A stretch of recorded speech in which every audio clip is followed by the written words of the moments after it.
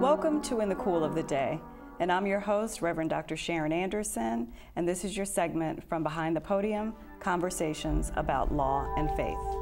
And our topic of discussion today is about youth development and the role of the African American church.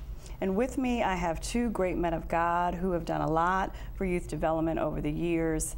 And with me is Daniel Bradley of DreamsWorks Incorporated, and with me is Franklin Dent of Hood Proud Incorporated. Both are very renowned youth development organizations in the DMV area, and I am very happy to have you with me today on the set. Thank you. I'm happy to be here. Great. Me too. Thank you. So first, Daniel, tell us about DreamsWorks. Well, DreamsWorks, we started actually incorporated in 2010. It's myself and three other co-founders. One is Anwan Glover, who's known more for go-go music and acting. He's the leader of a local go-go band called Backyard Band, and spent a lot of time on HBO's show The Wire as one of the principal characters on there, Slim Charles. The other two co-founders are more kind of like technical savvy when it comes to merging arts and education, which is what DreamsWorks does. Is we take the arts and merge it with ways to help young people become more engaged and more motivated in school.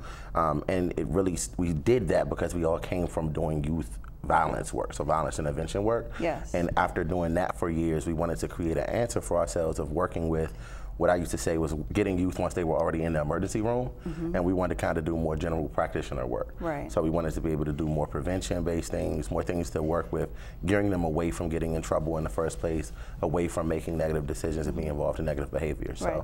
that's what DreamsWorks does. And I think that that was important, and one of the things that I applaud you and I think makes your organization unique is, one, DreamsWorks focuses on the arts mainly, and so all of the prevention education that you do is centered around the arts, whether it's acting, singing. Is that right? That's right. And another thing is really using media to engage them. So a lot of things that people complain about, for instance, is some of the things that young people are posting on social media. So our thing is you give them a different alternative. So you give them to use that same tool, because let's face it, that's the way that they communicate with each other nowadays. But you teach them how to create or post something meaningful and how to find their voice in that. And so I think that's what has also not just made our program unique, but made it a viable choice for so many young people, is because we allow them to learn these lessons, but while doing things that they actually do enjoy doing. So. Right. And you're now targeting primary and middle school students? Yes, we do as young as 4 actually, or have some programs where we're doing pre-kindergarten and kindergarten classes, all the way up to some of our youth that we still work with that are actually in college. We have our first class of high school graduates are now in schools like Carnegie Mellon. We had one guy that was a valedictorian of his class at Parkdale. He's a Carnegie Mellon, another student at Lincoln University, and a few other renowned universities, Howard, you know, around the city. So wonderful, wonderful. And Frank, tell us about Hood Proud. Well, Hood Proud is also an organization where we're focusing on media, arts, and technology. Well, technology might be an added component, but it's basically, I was doing quite a bit of mentoring for quite a few years. Just like he said, refocusing the youth is something that weighs heavy on my heart. So at some point I just realized, you know, I probably need to form some sort of an entity that can be more effective in what we're trying to do. So we're partnering up with Parks and Planning right now, doing an after-school program. I'm developing a curriculum right now that we really want to take worldwide. Wonderful. So I mean, but it's getting these youth that, you know, if a lot of them don't have someone to tell them, don't go that way, go this way. So that's the basis of it all. Great, great, great, great. And I think the reason why I selected both of you on the show is because I know that it is your heart. I know that you're creating these organizations. I think I helped both of you create your organizations legally, was something that really came from inside as opposed to a money-making vehicle, you know, or just a pressure from the government or for some other reason. It really came from your heart. So share with the listeners, because I believe that there's other people, other men and women out there that either have an interest in starting an organization, or B, have a youth that they'd like to connect to your organization. So Tell them a little bit about you and why, and what inspired you to start DreamsWorks. Okay, well, yeah, I'll start then. For me, and it's funny, I love telling the stories. I feel like I start sometimes to say accidentally because in some forms I can't say what I want to say. So I'll say it like this. I always relate back to Paul in the Bible because I feel like I was arrested. Like I wasn't looking to do this at all. This was not, when I was 8 years old, I wasn't saying, I want to start a nonprofit and work all hours of the night and write grants and whatever. That wasn't my dream. My actual goal when I left high school, and it's funny how God brings everything full circle. I looked in a yearbook a few years ago at my 10-year anniversary, and it said that I wanted to be the CEO of an arts, like not nonprofit, but the CEO of like an entertainment company. Really? And so that's where my head was at. I was in the music, all of that kind of stuff, and wasn't thinking anything about any of that. I was actually at a point where I was going through my own crisis of faith, and I decided, like, you know, I don't really want anything to do with church or anything. I was in Baltimore and I got in this really bad car accident. So I was like sideswiped by this truck, and I know you're thinking, well, what does that have to do with the nonprofit? So to make a long story short, during that period of recovery was when God really started speaking to me and leading me to get more involved in the community, because I was off from work for like 6 months. So I started volunteering, going with other nonprofits into the community. That's how I started doing the violence intervention work. And initially it was just like, kind of like when God called Moses, and Moses is like, well, what am I supposed to say? You know, and it's like, he just equipped me with something I didn't even know I could do. And so after I started doing the work, I fell in love with it. And it's just the way my brain works. After doing it for so long, at the levels that I was blessed to be able to do it with, really learning from some guys who had been doing it for 15 to 20 years before me, and being able to be mentored while I was mentoring was a big thing for me. And then it just was an aha moment. I was in Cleveland, and I remember two trips really made me push to go with starting. We're going through a name change now, so it's actually We Make Dreams Work. But when I went to Cleveland, and I met this guy who does a lot of work with workforce development and returning citizens and that kind of stuff. And I was, you know, pitching the program that I was working for at the time, and I was like, yeah, and we're going to reduce, and we're going to reduce, and we're going to reduce. And he said, how old are you?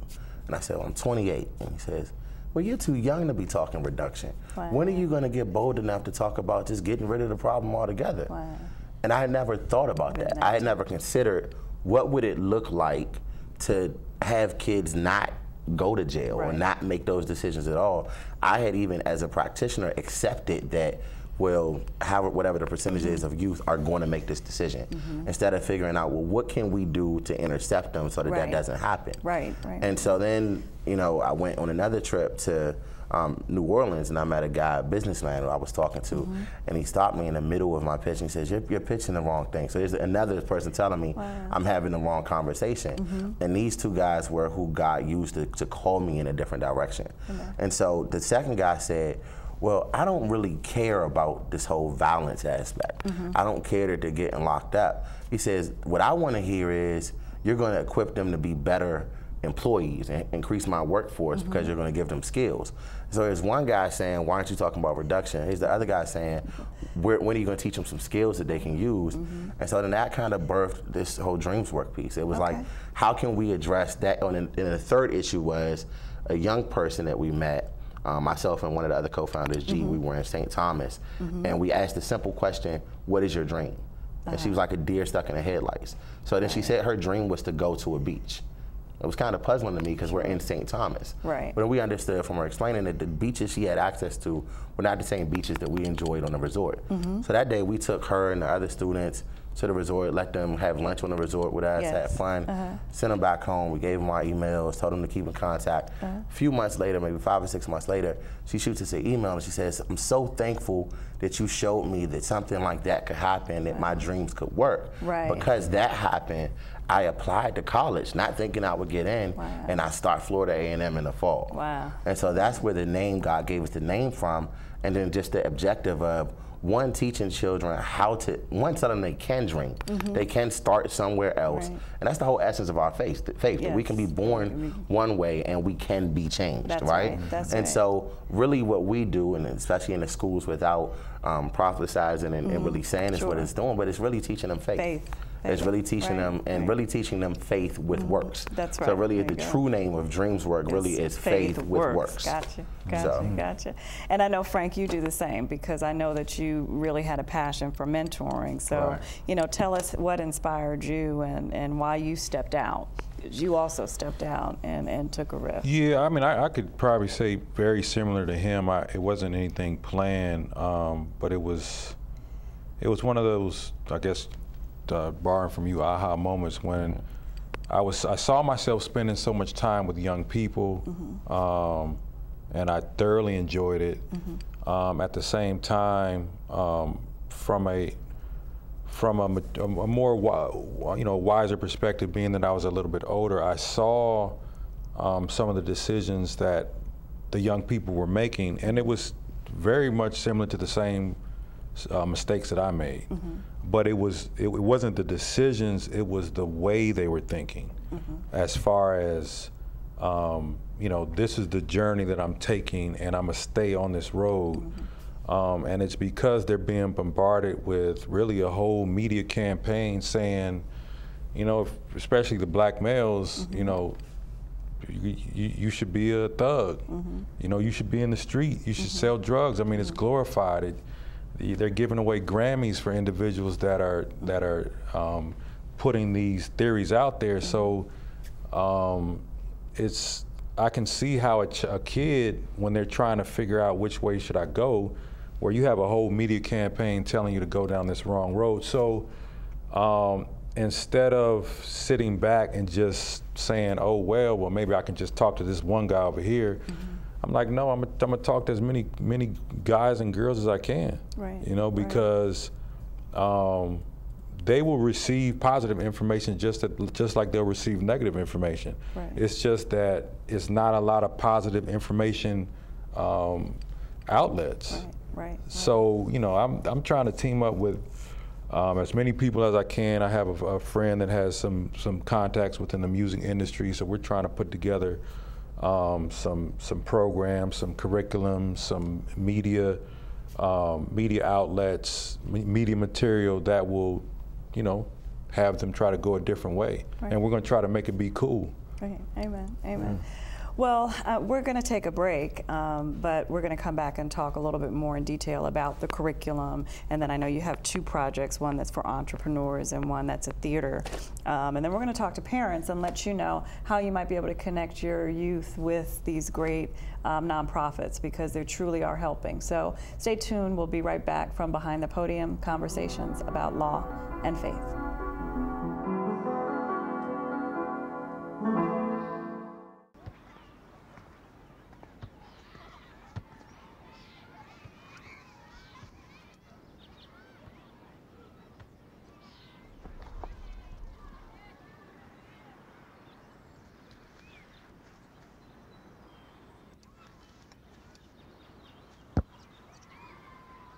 Stronger, healthier babies. It's what the March of Dimes is all about. Learn more about healthy babies at March of Dimes.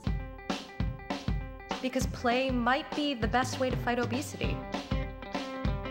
Because staying connected makes my family stronger, healthier, and happier. Because a safe place after school can lead to success in school. Because physical activity is vital to my health and well-being. Because I need to make my world better. Because playing team sports teaches the character and social skills that build leaders. Because learning with others makes for a greater understanding. Because we need each other.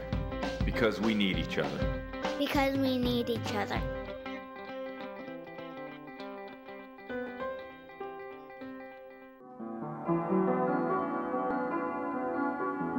Welcome back to In the Cool of the Day and your segment from Behind the Podium, conversations about law and faith. And we've been discussing youth development with Daniel Bradley of Dreams Work, and with Franklin Dent of Hood Proud. And before the break, we talked about your inspiration and what led you to create these youth development organizations. Let's talk in a little bit more depth about the programs that you're spearheading. And of course, since this is Behind the Podium Conversations about Law and Faith, I went to the Bible, and as I was preparing and praying about this segment, I just heard in my spirit, without vision, people perish. Write the vision, make it plain, and that's what I watched both of you do that. Because I think I've been there with the inception of both of your nonprofits, and so it's been tremendous to watch it evolve into something that you can actually touch and feel, and that other people can experience. So Daniel, tell us about what you're doing with churches, because I think it's important for the listeners to hear, if they're faith-based, how they can connect with you. And then, Frank, what I want you to talk about, because I know your passion is really to get that one. If you just get that one, that means a lot to you. Talk a little bit about how you want to connect to that one individual. So, Daniel, what are you doing now with the churches? Actually, it's crazy. Like I said, it's so much of this process has just been God-led, and just, I tell people, I'm really not that good of an executive director. It's just me reacting I react well to what God does, right? And so one of my, early on, one of the mentors we took on for We Make Dreams Work was a Reverend from Prince George's County, Reverend Tony Lee. And so he has Community of Hope AME Church, and we initially just started doing some of the community projects they would do. We did with them, and then that grew into a project with United Way called the Way to Peace Project, where we took some youth from Ballou High School, who had been 20 youth. 10 of them had been identified as bullies. The other 10 had been identified as children or teens who were being bullied. And we were able to create a 40-minute movie called Strange Dream. Now, the thing that's interesting is that the church has been a part of this whole partnership. So the partnership was us, another organization called the Circle of Hope, and then Community of Hope AME Church. We hosted this whole audition process at the church. We casted, we shot using a lot of the equipment and stuff from the church. They've been able to partner and help support us in that, right? And then we did the screening, and the thing I thought was amazing was on a Friday to do a screening with all community people come out, and we had close to 2,500 people come out to that church in Prince George's County and Iverson Mall. Growing from there to have the opportunity this year to, we worked on a lot of different projects, but the one that comes to mind this past school year, a year ago at Friendly High School, we had to bury a young man for some violence stuff. Here's the old work that I've done the last season coming into the new season, right? And so we were brought to the table with the state's attorney there in Prince George's County, and not just in Community of Hope, but then also Ebenezer AME Church and their youth ministry. And we all came together and said, you know what, we need to develop some kind of, I always think programmatically. I'm never thinking one-time event or one initiative. I'm thinking, how do you help set up a system to change what's going on in a person's mind? So we came up with the PATH Project. And the PATH Project is a program that we're working on implementing.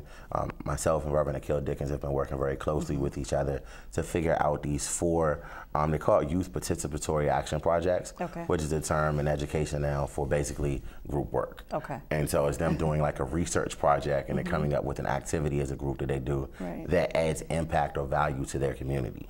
But then the backdrop of it is these are young people who may not claim to be churched or are churched, that will be doing this hosted at churches and supported by, so that way also it's not so much to introduce them to the faith, but just so that they can be around people that have faith and have a different viewpoint of them other than some of the views that they may have. They can see a person in another aspect. So instead of seeing Reverend Akil in the pulpit, they can see Reverend Akil at the school working on this thing. And so one of the projects we're working on for this October is we're going to work on doing a lock-in with some youth. And this is to combat one of the major problems we had is youth wanting these tennis shoes when they come out and people getting robbed and fighting and all of this stuff.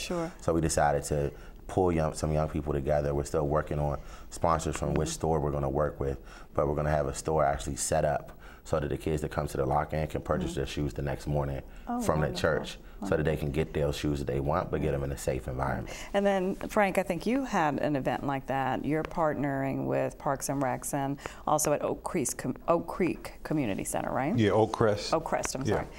So tell us about, again, you know, your passion is really to make sure that it's very similar, but you don't even want to see the one, you know, go back, and it really comes from, you know, your testimony and your heart. And I think when I first spoke with you, I remember it was really to erase, as Daniel said, that stigma of the church and that stigma of what someone that might be from the inner city and not churched per se feels about someone who has faith, because that was your experience, right? Yeah, most definitely. So tell us about that. Yeah, I mean, I mean, there's a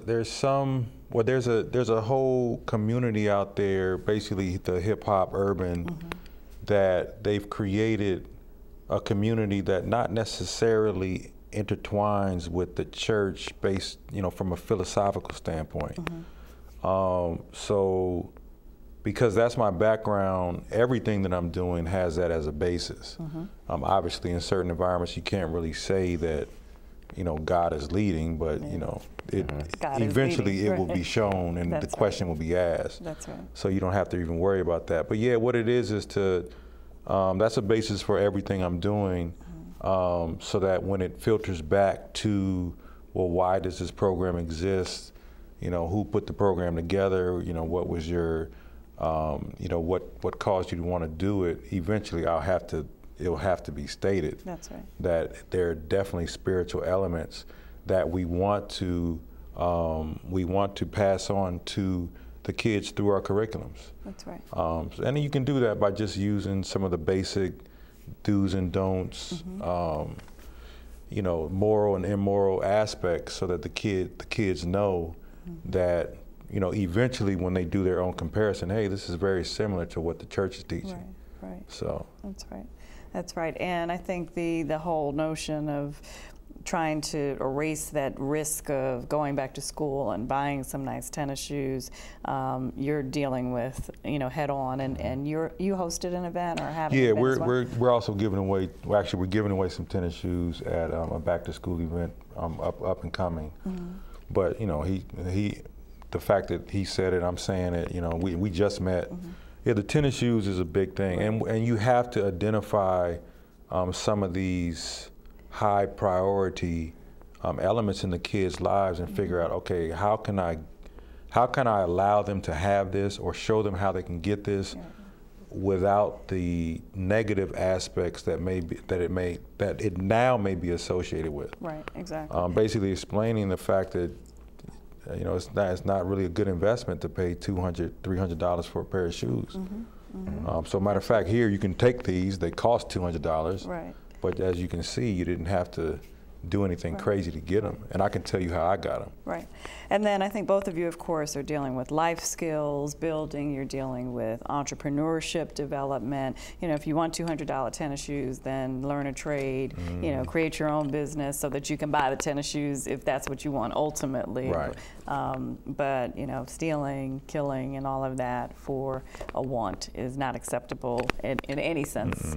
The imagination and the consequences are too great. Because oftentimes youth, they do things and they don't consider the consequences of it. Right. You know, even through the bullying, they don't think of the consequences, so they don't understand that bullying can be interpreted as a threat, which lands you in jail, and certainly they don't consider the consequences that it has on another human being.